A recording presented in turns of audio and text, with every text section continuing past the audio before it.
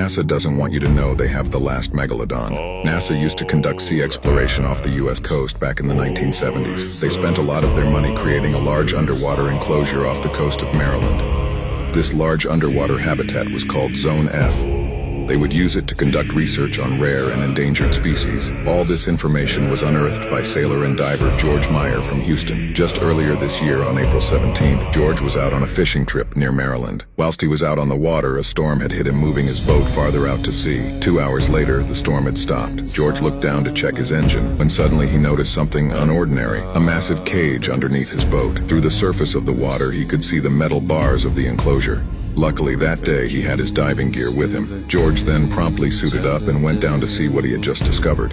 As he got deeper down, he realized the cage was gigantic. As he closely inspected one of the bars, he noticed a small engraving which read, "Zone F, property of NASA Stayout," on one of the bars. Not only was the cage very wide, it was also very deep. He could not see the bottom. He wondered if it went to the sea floor. Each of the metal rungs was about 2 feet apart, large enough for him to pass through. However, George did not dare to go inside the cage. Right before he was about to go up for air, he heard the sound of metal banging loudly just below him. He could not go down much further. He was already 600 feet down. As he was ascending, he peered into the cage and his blood froze. In the far distance, he had spotted the silhouette of a shark. The shark must have been at least 70 feet in length. He was not able to get a good look at the shark, and it quickly swam away. George went back up and navigated his way back to shore. 2 weeks later, he tried to go back to the cage but could not find it.